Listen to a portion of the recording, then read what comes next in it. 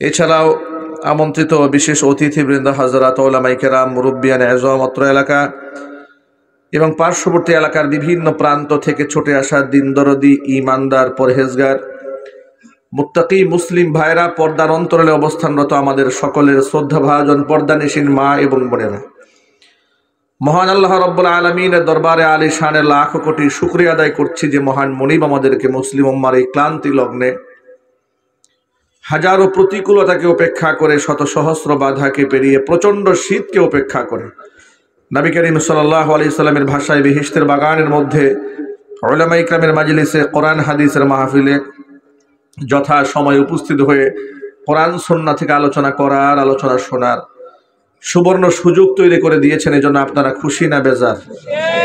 কম না বেশি? হৃদয়ের সবটুকুন ভালোবাসা উজাড় করে শ্রদ্ধা জড়িত কণ্ঠে মহান মনিবের শেখানো ভাষায় শুকরগুজার করছি। জবান ছেড়ে দিয়ে সকলে একযোগে বলছি আলহামদুলিল্লাহ। রব্বানা লাকাল হামদ হামদান কাসীরা তাইয়িবান মুবারাকান ফীহি। রব্বানা লাকাল হামদু কামা ইয়ানবাগী লিজালালি ওয়াজহিকা ওয়া আযীমি সুলতানিকা। আল্লাহ রাব্বুল আলামিন আজকের তাফসীরুল কোরআন মাহফিলকে কবুল করুন।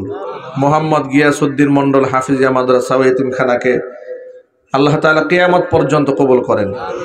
মাদ্রাসার সমস্ত হাজাত আল্লাহ তাআলা তার গায়বে খাজানা থেকে মিটিয়ে দিন। অক্লান্ত পরিশ্রম করে এই বেহেশতের বাগান যারা সাজিয়েছেন, দূরদারাজ থেকে শোনার জন্য যারা এসেছেন, আজকের মাহফিলের ওসিলা করে আল্লাহ তাআলা সকলকে পরিপূর্ণ হেদায়েত নসিব করেন। অত্র এলাকার সমস্ত মুর্দেগানের কবরে আযাব আল্লাহ তাআলা কিয়ামত পর্যন্ত বন্ধ করে দিন। কাল হাসরের কঠিন ময়দানে এই আয়োজন আল্লাহ তাআলা আমাদের সকলের নাজাতের জারিয়া হিসেবে কবুল করেন। প্রিয় বন্ধুগণ, হেদায়েত দেওয়ার মালিককে মহব্বতের সাথে বলুন আল্লাহ। পৃথিবীর কোনো আলেমের হাতে হেদায়েতের মালিকানা আছে? কোনো পীরের হাতে, দরবেশের হাতে, বুজুর্গের হাতে? পুরোটাই কার হাতে? আল্লাহ পাক যেন আমাদের হেদায়েত দান করেন। দেখুন, আমি এমন কোনো তন্ত্র মন্ত্র আমার জানা নাই যা আপনাদেরকে জোর করে আমরা আটকায় রাখবো। আমরা এখানে যারা বসে আছি, এটা একমাত্র আল্লাহর কোরআনের জন্য বসে আছি, ঠিক না ভাই? কোরআন এমন একটা গ্রন্থ যে এর আকর্ষণ বড় মারাত্মক। এর আকর্ষণে আবু জেহেল ঘুমাতে পারে নাই, কিন্তু অহংকারের কারণে সে গ্রহণ করতে পারে নাই, ঠিক কিনা বলেন? আবু জেহেল কি কোরআনকে মিথ্যা মনে করত? না। আবু জেহেল মনে প্রাণে বিশ্বাস করত যে কোরআন সত্য, কিন্তু সত্যকে সে প্রত্যাখ্যান করেছে অহংকার করে। এই জন্য অহংকার হচ্ছে এমন একটা মারাত্মক রোগ। এই রোগ সত্যকে প্রত্যাখ্যান করে দেয়,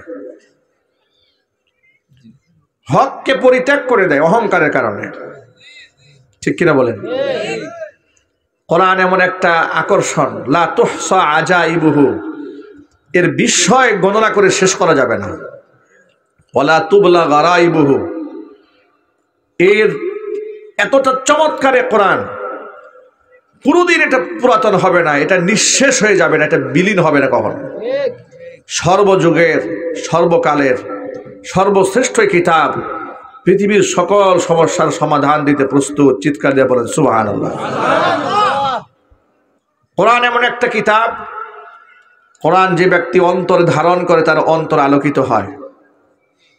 কোরআন দিয়ে কথা বললে ব্যক্তি সত্য কথা বলে, মান ক্বালা বিহি সাদাকা, কোরআন দিয়ে কথা বললে সত্য কথা বলে।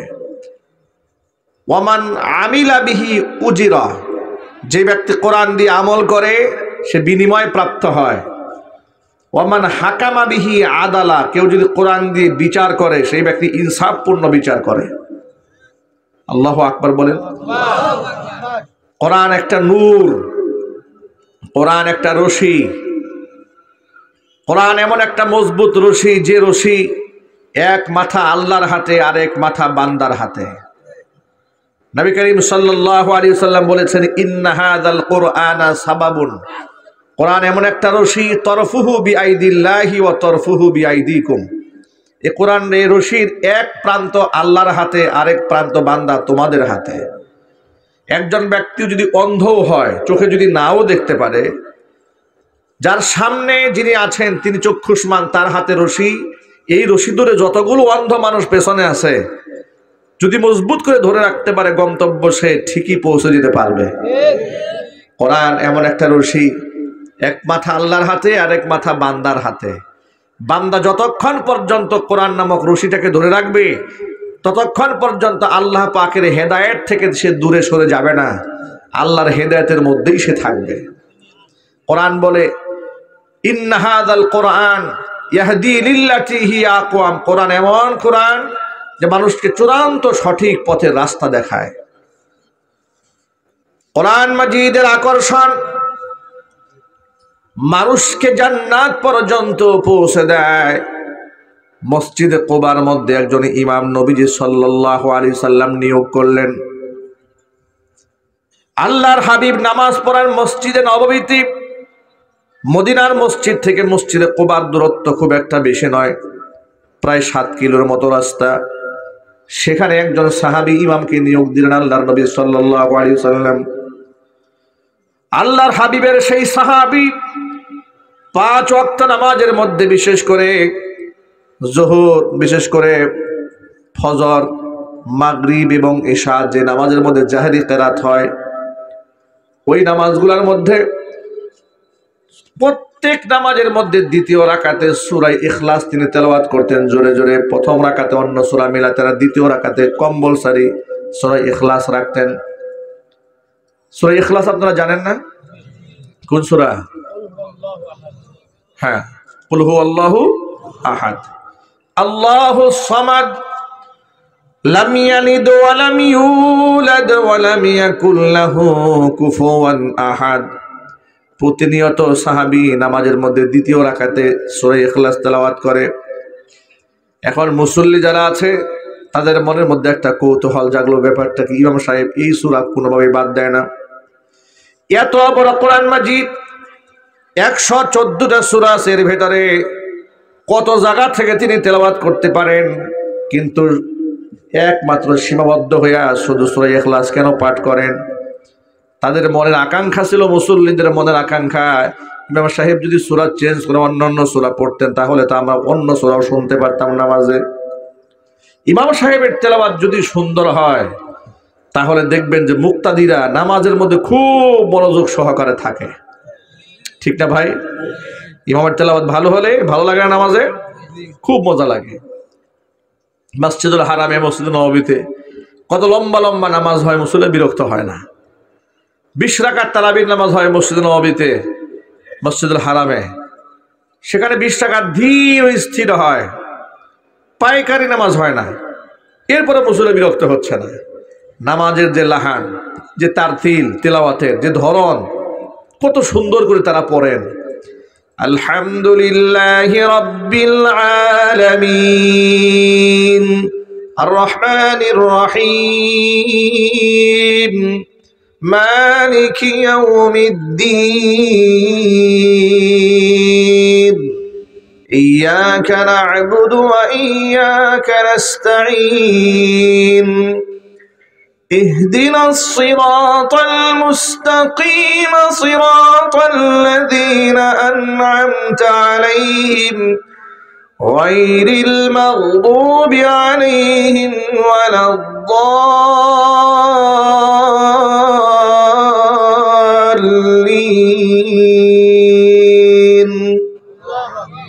ধীর স্থিরে নামাজ আদায় হচ্ছে, বিরক্ত হচ্ছে না। নামাজের তেলাওয়াতের কিন্তু মারাত্মক আকর্ষণ আছে, আছে না ভাই? তেলাওয়াতে অনেক আকর্ষণ। আমার মনে আছে আমি 2004 সালে, তখন আমি ঢাকাতে ছাত্র জীবনে ধানমন্ডি জামে মসজিদে খতমে তারাবির নামাজের ইমামতি করি। আমি আমার ছাত্র জীবনে আমি টানা 20 বছর খতমে তারাবির নামাজ ধারাবাহিক পড়িয়েছি আলহামদুলিল্লাহ। এখনো সুযোগ পেলে মাঝে মাঝে পড়াই। এই বছর খতমে তারাবির নামাজ পড়ানোর জন্য আমেরিকা থেকে ইনভাইটেশন এসেছে। ওরা ওখানে নিউ জার্সিতে জালালাবাদ কেন্দ্রীয় জামে মসজিদ আমেরিকা, ওরা দাওয়াত করেছে। ভিসার জন্য আমরা কাগজপত্র জমা দিয়েছি। ভিসা হয়ে গেলে আল্লাহ যদি কবুল করেন তাহলে হয়তো দেশের বাহিরে পড়ানো হবে। তা আমি আমি দেখেছি তারাবির নামাজের মধ্যে অনেক লম্বা তেলাওয়াত করলেও মুসল্লির বিরক্ত হতো না। আমার এক খুদে মুসল্লি ছিল, ক্লাস 6-এ পড়তো, ছেলেটার নাম তাওসিফুর রহমান, আমার মনে আছে নামটা। সেই 2004 সালের কথা, আজ থেকে 20 বছর আগের কথা। আমার কাছে একদিন এসে বলছে, হুজুর আজকে নামাজটা একটু তাড়াতাড়ি শেষ করে দেওয়া যায় না? আমি বললাম কারণ? হুজুর আপনার পেছনে তারাবির নামাজ পড়ে এত মজা লাগে, নামাজ বাদ দিতে মনে চায় না, কিন্তু 9টা বাজে একটা নাটক আছে, খুব মুসিবত আছে। নামাজ বাদ দিতে মনে চাচ্ছে না, কিন্তু 9টা তো নাটকটা আছে, নাটকটা তো ফেলতে মনে চাচ্ছে না। সুবহানাল্লাহ। নামাজে দেখেছি তেলাওয়াত করছি, মুসল্লিরা অজরে চোখের পানি ছেড়ে কান্না করতেছে। ফজরের নামাজে তেলাওয়াত করেছি, আমি নিজের চোখে দেখেছি অসংখ্য মুসল্লিরা কান্না করে বুক ভিজিয়ে ফেলেছে। আমি মনে মনে চিন্তা করলাম, আমরা তো সাধারণ মানুষ, আমরা এত বুজুর্গ মানুষ না, তা আমাদের তেলাওয়াতে যদি মানুষ চোখের পানি ফেলে, তো মুহাম্মদ সাল্লাল্লাহু আলাইহি ওয়াসাল্লাম আল্লাহর হাবিব যখন তেলাওয়াত করতেন, সাহাবীদের অবস্থা কি হতো? কম দুঃখে কি আবু জেহেল ঘুম বাদ দিয়ে দাঁড়ায় থাকতো দেয়ালে? সুবহানাল্লাহ পড়ে। তারাবির নামাজের মধ্যে আমি যে লেহানা তেলাওয়াত করি নামাজ, আমি একটু শোনাচ্ছি আপনাদেরকে। আমি এর দ্বারা শোনার উদ্দেশ্য হচ্ছে, এটা একটা হাফিজিয়া মাদ্রাসার মাহফিল। একদিন এখান থেকেও জগৎ বিখ্যাত হাফেজ বের হবে, বলেন ইনশাআল্লাহ। আউযু বিল্লাহি মিনাশ শাইতানির রাজীম। বিসমিল্লাহির রহমানির রহিম। আলহামদুলিল্লাহি রাব্বিল আলামিন আর রহমানির রহিম মালিকি ইয়াউমিদ্দিন। إياك نعبد وإياك نستعين اهدنا الصراط المستقيم صراط الذين أنعمت عليهم غير المغضوب عليهم ولا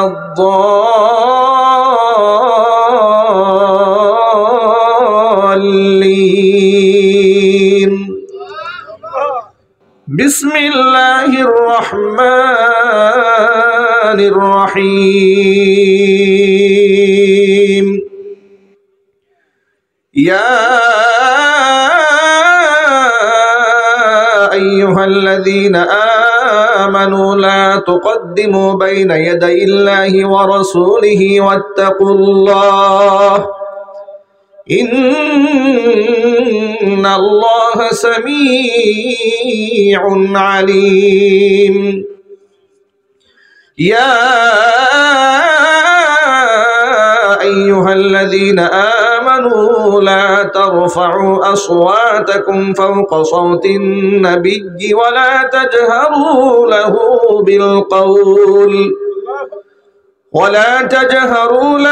بالقول كجهر بعضكم لبعض أن تحبط أعمالكم وأنتم لا تشعرون. إن الذين يغضون أصواتهم عند رسول الله أولئك الذين امتحن الله قلوبهم للتقوى لهم مغفرة وأجر عظيم. إن الذين ينادونك من وراء الحجرات أكثرهم لا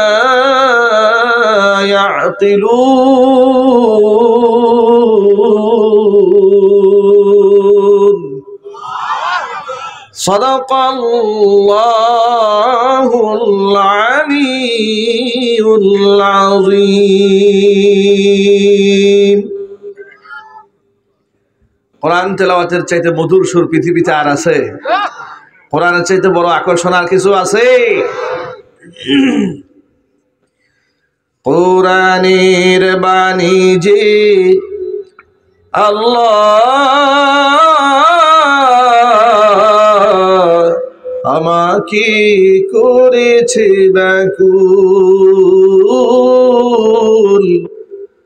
আমাকে করেছে ব্যাকুল। কুরআনের বাণী যে আল্লাহ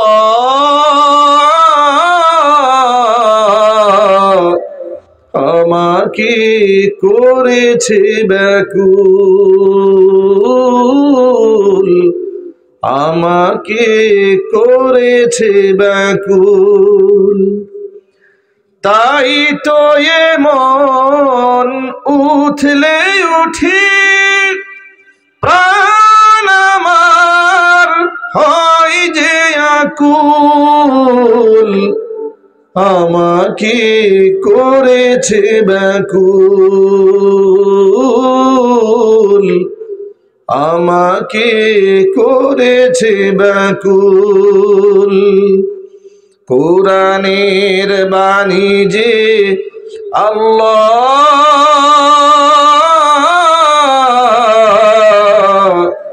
আমাকে করেছে ব্যাকুল,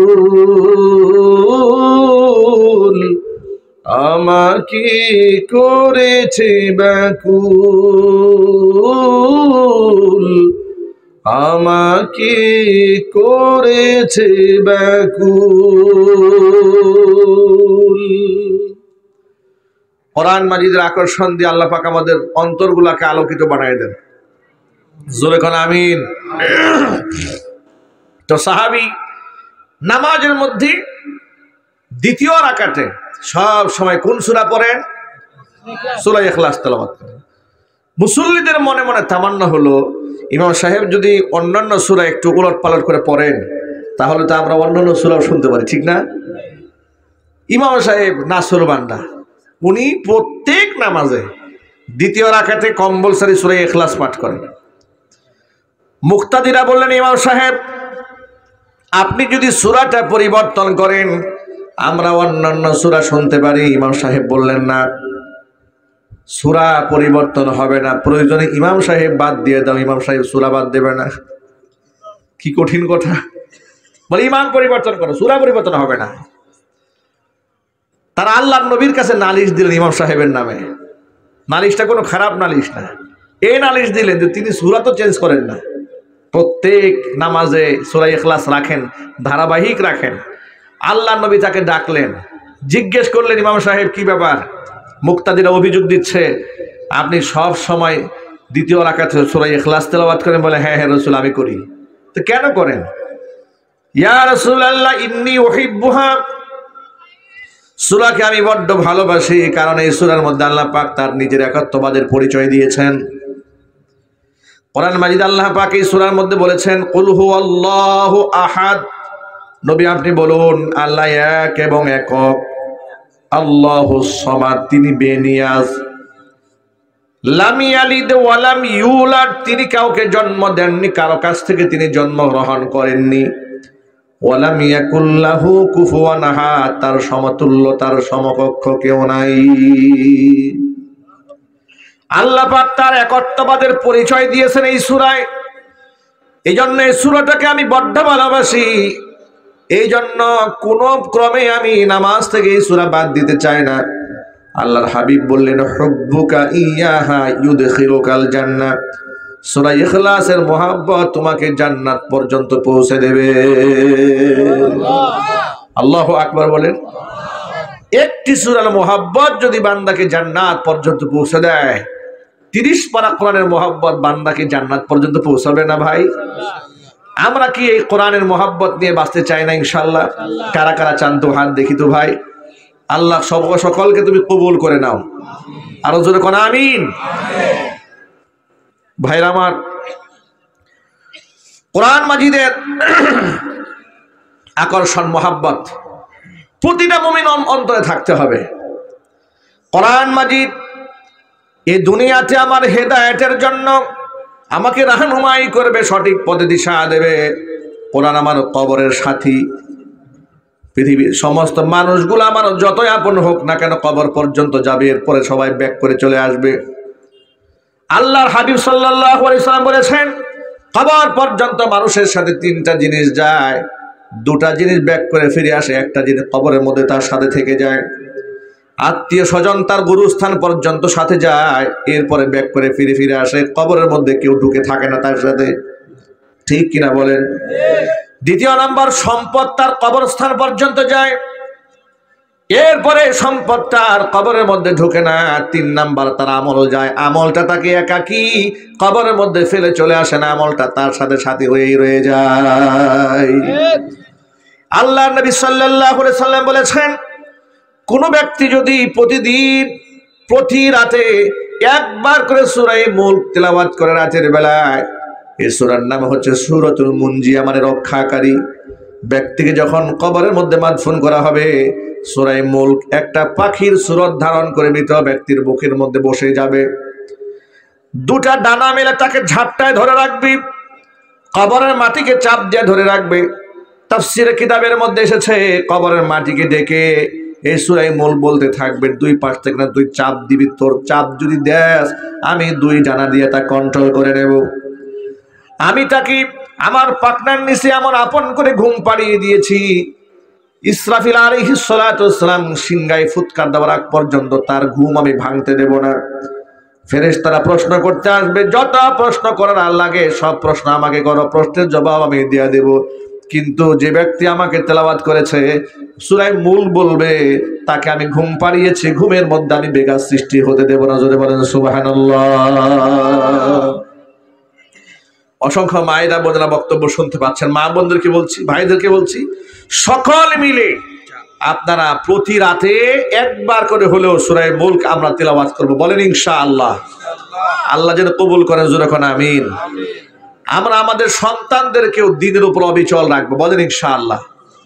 দেখুন, নবী করিম সাল্লাল্লাহু আলাইহি ওয়াসাল্লাম আমাদের অনেক অনেক আপন, এত আপন, রাসূলের মনে এত দরদ, এত ভালোবাসা, তিনি কাফের বেঈমান মুশরিকদের প্রতিও বিদ্বেষ ভাব রাখেন নাই। সুবহানাল্লাহ পড়েন। মুনাফিকরা মারা গেছে, মুনাফিকরা ইসলামের বন্ধুরা শত্রু মারা যাওয়ার পরেও আল্লাহর নবী সাল্লাল্লাহু আলাইহি ওয়াসাল্লাম তাদের উপর ভালোবাসা প্রদর্শন করেছেন। হাত্তাকে মুনাফিকদের সর্দার রাসূল মুনাফিকিন আব্দুল্লাহ ইবনে উবাই ইবনে সালুল যখন মারা গেল, তার সন্তান আব্দুল্লাহ ইবনে উবাই ইবনে সালুলের ছেলে আব্দুল্লাহ, তিনি আবার রাসূলের খাঁটি সাহাবী ছিলেন। তিনি রাসূলের কাছে আসলেন, এসে বলেন, হে আল্লাহর রাসূল, আমার বাবা আব্দুল্লাহ ইবনে উবাই ইবনে সালুল তো মারা গেছে, সে তো পাপিষ্ঠ ব্যক্তি, অপরাধী, এটা সকলেই জানে, তো তিনি তো আর কাফের না, মুশরিক না, অতএব আমার বাবাকে আমরা যখন কাফনের কাপড় পরাবো, আমারও ছোট্ট একটা আবদার, দুনিয়ার সাধারণ কাপড় দিয়ে তার কাফন হবে না, আপনার ব্যবহৃত একটা জুব্বা দিয়ে দিবেন, যেটা আপনি ব্যবহার করেছেন, আপনার ব্যবহৃত জুব্বা দিয়ে আমার বাবাকে আমরা কাফন দিয়ে দিব। আল্লাহর নবী সাল্লাল্লাহু আলাইহি সাল্লাম রাজি হয়ে গেলেন। শুধু কি তাই, আব্দুল্লাহ রাদিয়াল্লাহু তাআলা আনহু আরেকটা আবদার জানালেন, নবীজি, আমার পিতা আব্দুল্লাহ ইবনে উবাই ইবনে সালুলের জানাজার নামাজের ইমামতি আপনি করবেন। আল্লাহর নবী সাল্লাল্লাহু আলাইহি ওয়াসাল্লাম তাতেও রাজি হয়ে গেলেন। জানাজার নামাজ পড়তে যাচ্ছেন, এমন সময় হযরত ওমর পিছন দিক থেকে নবীজির জামা টান দিয়ে ধরলেন, ও আল্লাহর হাবিব, কোথায় যাচ্ছেন আপনি? কদ নাহাকা রব্বুকা, আপনার রব আপনাকে নিষেধ করেছে, এরপর আপনি মুনাফিকদের জানাজা পড়তে যাচ্ছেন। নবীজি বলেন, ওমর শোনো, আমার রব আমাকে মুনাফিকদের জন্য জানাজা পড়তে বারণ করেন নাই, বাল খায়রানি, বরং আমাকে ইখতিয়ার দিয়েছেন। কোরআন মাজিদ আল্লাহ পাক তো বলেছেন, ইস্তাগফির লাহুম আও লা তাস্তাগফির লাহুম ইন তাস্তাগফির লাহুম 70 মাররাতান ফালাই ইয়াগফিরাল্লাহু লাহুম। ও নবীজি, এই সমস্ত মুনাফিকদের জন্য আপনি ক্ষমা প্রার্থনা করেন কিংবা নাই করেন, দুটোই বরাবর, তার কারণ আপনি এদের জন্য 70 বারও যদি ক্ষমা প্রার্থনা করেন, কশিন কালো আমি আল্লাহ এদেরকে ক্ষমা করব না, কারণ এরা মুনাফিক। এরা কি জোরে বলেন তো, জোরে বলেন না ভাই, এরা কি? মুনাফিক মানে হচ্ছে বাহ্যিকভাবে ইসলাম প্রকাশ করে, অন্তরের মধ্যে কুফরি লালন করে। এরকম লোক এই পাবনাতে একটাও নাই। একটু জোরে বলতে হবে, আছে না নাই? যারা এদেশে ইসলাম চায় না, তারা কি আসলেই মুমিন? কথা বুঝেন নাই? যারা শুধু মসজিদের মিম্বারে ইসলাম চায় কিন্তু সংসদে ইসলাম চায় না, ঠিক কিনা জুড়ে বলেন? বিচার ব্যবস্থায় ইসলাম চায় না, সামাজিক অবস্থানে ইসলাম চায় না, তারা কি আসলেই মোমেন? না, তারা ইসলামকে মানতে পারে নাই। তারা যতটুকুন করেছে এটা আমাদের সামনে অভিনয় করে, মুসলমানিত্বের অভিনয় করে। কথা ঠিক কিনা যদি বলেন? মুনাফিকরা আসলে প্রকৃত অর্থে তারা মুসলমান নয়। মুনাফিকরা অন্তরের মধ্যে কুফরি লালন করে, ধর্মের প্রতি বিদ্বেষ লালন করে, আর বাহ্যিকভাবে ইসলামের পক্ষে অবস্থান দেখায়। এটাই হলো মুনাফিক। নবী করিম সাল্লাল্লাহু আলাইহি সাল্লাম বললেন, এই সমস্ত শ্রেণীর মানুষগুলা আল্লাহ পাক তো আমাকে বারণ করেন নাই, আমি এদের জন্য 70 বারের বেশি আল্লাহর কাছে মাগফিরাত কামনা করব, আল্লাহ পাক যদি তাদের মাফ করে দেন। জানাজার নামাজ পড়ায় শেষ করলেন। শেষ করার পরে আল্লাহ রাব্বুল আলামিন হযরতে জিবরিলকে পাঠালেন, আমার হাবিবের কাছে গিয়া এই ব্যাপারে চূড়ান্ত ফয়সালা করে দিয়ে আসো, আজকের পর থেকে কোনো মুনাফিক যদি মারা যায়, আমার নবীজি যেন কোনো মুনাফিকের জানাজার নামাজ না পড়ে, এমনকি তাদের কবরে গিয়া তাদের জন্য দোয়াও না করে, যেটা আমি আমার খুতবার মধ্যে যে আয়াতখানা তেলাওয়াত করেছি। আল্লাহ পাক বলছেন, ওয়ালা তুসাল্লি আলা আহাদিম মিনহুম মাতা আবাদা ওয়ালা তাকুম আলা কবরি। ও নবীজি, মুনাফিকদের কেউ যদি মারা যায় আপনি ওদের জানাজা পড়বেন না, ওয়ালা তাকুম আলা কবরিহি, আপনি তাদের জন্য কবরস্থানে দাঁড়ায় তাদের জন্য দোয়াও করবেন না। কারণ কি শোনো, ইন্নাহুম কাফারু বিল্লাহি ওয়া রাসূলিহি, তারা মূলত বাহ্যিকভাবে ইসলাম প্রদর্শন করলেও অন্তর থেকে তারা আমি আল্লাহকে অস্বীকার করেছে, আমার নবীকে অস্বীকার করেছে। ওমা তুহুম ফাসিকুন, পাপিষ্ঠ অবস্থায় দুনিয়া থেকে মারা গেছে, তওবা করে খাঁটি ঈমান নিয়ে আর বিদায় হতে পারে নাই। জোরে জোরে কন নাউজুবিল্লাহ। সুতরাং মুনাফিক অবস্থায় কেউ মারা গেলে তারা জানাজা পড়ার নির্দেশ আল্লাহ রাব্বুল আলামিন দিয়েছেন, সে জানাজা না পড়া হয় অবশ্যই তার জানাজা আল্লাহ নবী সাল্লাল্লাহু আলাইহি ওয়াসাল্লাম পড়বেন না। নবী করিম সাল্লাল্লাহু আলাইহি ওয়াসাল্লাম 12 জন মুনাফিকের নামের একটা তালিকা রাসূলের এক বিশিষ্ট সাহাবী হুযায়ফা ইবনুল ইয়ামান রাদিয়াল্লাহু তাআলা আনহুর হাতে দান করেছিলেন। হুযায়ফা ইবনুল ইয়ামানকে বলা হতো সাহিবু সিররি রাসূলিল্লাহি সাল্লাল্লাহু আলাইহি ওয়াসাল্লাম। নবী করিম সাল্লাল্লাহু আলাইহি ওয়াসাল্লামের গোপন রহস্যবিদ সাহাবী হযরত হুযায়ফা। এই হুযায়ফার কাছে আল্লাহর নবী 12 জন মুনাফিকের নামের তালিকা দিয়েছিলেন, গোপনে পাবলিকলি প্রচার করতে নিষেধ করেছিলেন। এটা হিকমাতান, প্রজ্ঞার কারণে প্রচার করতে নিষেধ করেছিলেন। এই 12 জন মুনাফিকের নাম তার কাছে দেওয়ার পিছনে ইতিহাস হলো, নবী করিম সাল্লাল্লাহু আলাইহি ওয়াসাল্লাম জিহাদ থেকে ফিরে আসতেছিলেন। এমন সময় মদিনাতুল মুনাওয়ারায় ঢোকার আগে গিরিপথ বেয়ে বেয়ে আসতেছেন। গিরিপথ মানে পাহাড়ি আর চিপা চাপা যে অলিগলিগুলো থাকে না, সেগুলা। এখন চাপা রাস্তা, এই চাপা রাস্তার মধ্যে একসাথে অনেক মানুষ যাওয়া যায় না। সামনে রাসূলের সাহাবী আম্মার ইবনে ইয়াসির রাদিয়াল্লাহু তাআলা আনহু রাসূলের উটের রশি ধরে টানতেছে, পিছনে হুযায়ফা ইবনুল ইয়ামান উটকে হাঁকাচ্ছে। উটের উপর বসে আছে নবিয়ুনা মুহাম্মদ রাসূলুল্লাহ সাল্লাল্লাহু আলাইহি ওয়াসাল্লাম। আল্লাহ নবী সাল্লাল্লাহু আলাইহি ওয়াসাল্লাম জিহাদ থেকে ফিরে আসার সময় তো সাহাবীদের কাফেলা থেকে একটু সামনে অ্যাডভান্স হয়ে গেছে। আপনারা কথা কি শুনতে পাচ্ছেন ভাই? আমার কথা বুঝতে কষ্ট হচ্ছে? তো সামনে যখন এগিয়ে গেলেন, মুনাফিকরা পেছনে ওই যে মুজাহিদদের সাথে মিশে আছে। আপনারা সব সময় কথা মনে রাখবেন, মুনাফিকরা কাফেরদের ভিতরে মিলেমিশে থাকে না। মুনাফিকরা কাদের মধ্যে থাকে? মুসলমানদের মধ্যে মিলেমিশে থাকে, যাতে করে মুসলমানরা টেরও না পায়। আজকে এই সমাজের মধ্যে কত মুনাফিক যে আছে তার কোনো হিসাব নাই। যে সমস্ত ব্যক্তিরা আলেমদের পায়ে লোহার ডান্ডা বেরি পড়িয়েছে, আল্লাহর কসম তারা প্রকৃত মুসলমান নয়। যারা আলেমদের হাতে হাত করা পড়িয়েছে, মিথ্যা মামলায় ফাঁসি বছরের পর বছর কারারুদ্ধ করে রেখে দিয়েছে, ফাঁসির মঞ্চ পর্যন্ত সাজিয়ে দিয়েছে আলেমদের জন্য, আলেমদের লাশের উপর জুতা নিক্ষেপ করে ঘৃণা ছড়িয়েছে, এমন কাজ যারা করেছে আল্লাহর কসম করে বলি, তারা আর যাই হোক না কেন, তাদের নাম আব্দুর রহমান হতে পারে, আব্দুল করিম হতে পারে, কিন্তু তারা মুসলমান হতে পারে না। কথা ঠিক কিনা বলেন? এই মুনাফিকরা মুসলমানদের সাথে মিশে আছে মুজাহিদিনদের মাঝি। যখন তারা একটুখানি সুযোগ পেয়েছে যে আল্লাহর নবী কাফিলা থেকে একটু বিচ্ছিন্ন হয়েছে, এই সুযোগে মুহাম্মদ সাল্লাল্লাহু আলাইহি ওয়াসাল্লামের উপর পিছন থেকে যদি হামলা করি, মুহাম্মদ সাল্লাল্লাহু আলাইহি ওয়াসাল্লামকে শেষ করে দেওয়া যায়। একসাথে 12 জন মুনাফিক সংঘবদ্ধ হয়ে রাসূলের উপর ঝাঁপিয়ে পড়েছে। আল্লাহর নবী কৌশলগত কারণে টের পেয়ে গেলেন। পিছনে থাকা হুযায়ফা ইবনুল ইয়ামানকে বলেন, হুযায়ফা তোমার হাতে ঢাল আছে? বলে নবীজি আছে। ঢাল দিয়া ওদের যে ঘোড়ার উপর সওয়ার হয়ে আসতেছে ঘোড়ার মুখের মধ্যে সজোরে আঘাত করো। ঘোড়ার মুখে এমন জোরে আঘাত করা শুরু করলেন হুযায়ফা ইবনুল ইয়ামান। হুযায়ফার একা আঘাতে 12 জন মুনাফিক সেখানে দাঁড়িয়ে থাকতে পারলো না। তারা বুঝতে পারলো নিঃসন্দেহে মুহাম্মদ সাল্লাল্লাহু আলাইহি ওয়াসাল্লাম আমাদের সম্পর্কে অবগত হয়ে গেছেন। তখন তারা পিছন দিকে চুপিসারে পালায় যায়। পালিয়ে গেলে কি হবে? জিবরাইল মারফত প্রত্যেকের নামের তালিকা মুহাম্মদ সাল্লাল্লাহু আলাইহি ওয়াসাল্লামের হাতে তুলে দিয়েছেন। সুবহানাল্লাহ। এবার আল্লাহর নবী গোপনে হুযায়ফা ইবনুল ইয়ামান যে তাকে প্রোটেস্ট করেছে তার কাছে গোপনে 12 জন নামের তালিকা দিয়ে দিল, 12 জন মুনাফিকের নামের তালিকা। এরপর থেকে মদিনাতুল মুনাওয়ারাতে কেউ মারা গেলে হুযায়ফা ইবনুল ইয়ামান যদি জানাজার নামাজে যেতেন সাহাবায়ে কেরাম বুঝতে পারতেন এই লোকটা মুনাফিক না। আর হুযায়ফা যদি জানাজায় না যায় তখন সাহাবায়ে কেরাম বুঝে নিতেন ইনি মুনাফিক।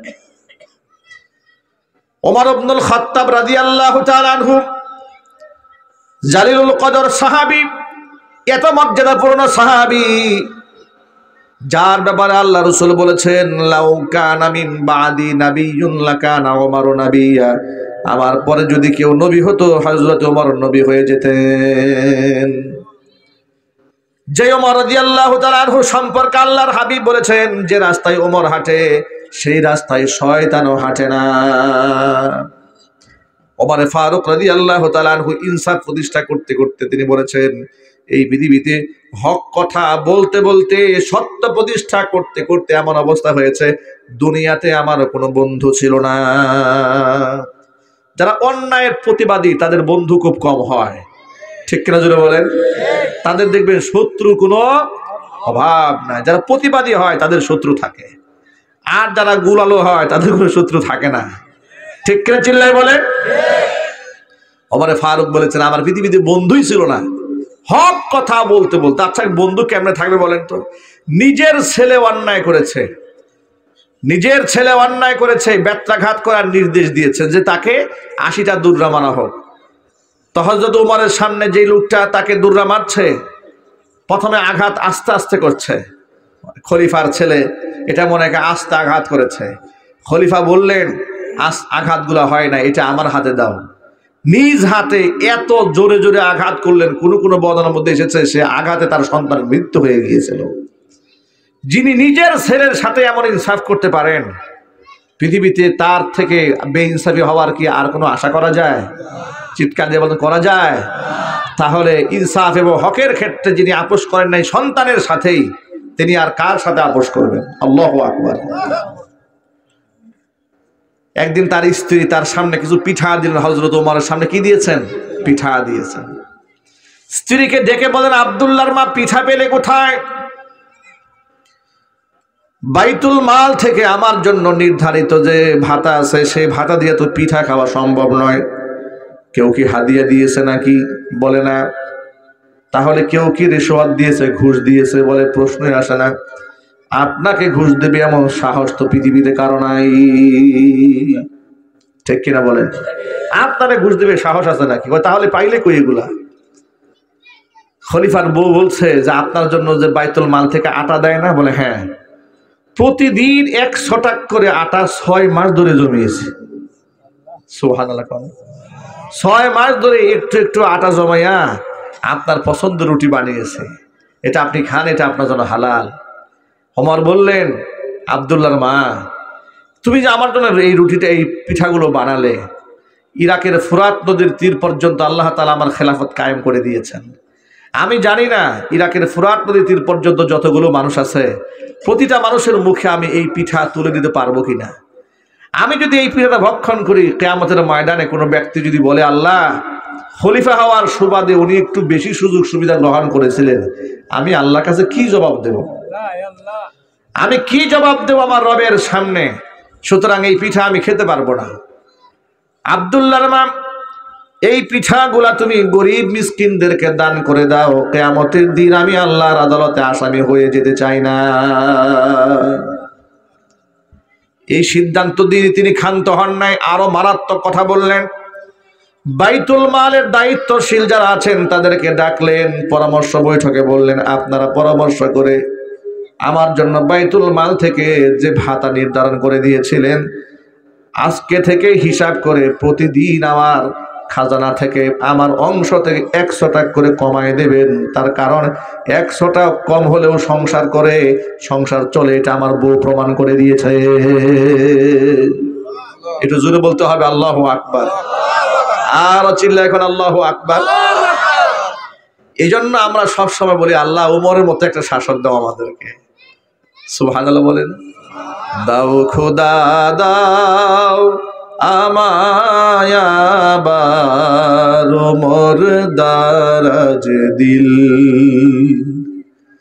দাও খোদা দাও আমায় আবার ওমর দারাজ দিল, দাও আলীর মাতা বীর সেনানী, আলীর মতো বীর সেনানী জাগাতে নিখিল, দাও খোদা দাও আমায় আবার ওমর দারাজ দিল। আল্লাহু আকবার বলেন। হযরত ওমর ফারুক রাদিয়াল্লাহু তাআলা আনহু এমন একজন ইনসাফগার শাসক, তিনি বলেন, কিয়ামতের ময়দানে আমি আসামির কাঠ গড়ায় দাঁড়িয়ে যেতে চাই না। রাতের বেলায় হযরত ওমর ঘুমাতেন না, ঘুরে ঘুরে দেখতেন কে খেয়ে আছে আর কে না খেয়ে আছে। একদিন রাতের বেলায় হাঁটতে হাঁটতে দেখতে পেলেন ঘরের ভিতর থেকে আওয়াজ আসে, এক মহিলা বিরহের গান গায়। বিরহের গান শুনে হযরত ওমর খুব রাগ হয়ে গেছেন যে মহিলা মানুষের কণ্ঠের আওয়াজও তো পর্দা, ঠিক না ভাই? আপনাদের কি মনে হয় মহিলাদের কণ্ঠের আওয়াজ পর্দা নয়? এই মাসলা কি আপনাদের জানা আছে? কিন্তু এটার সঠিক প্রয়োগ তো আমাদের সমাজে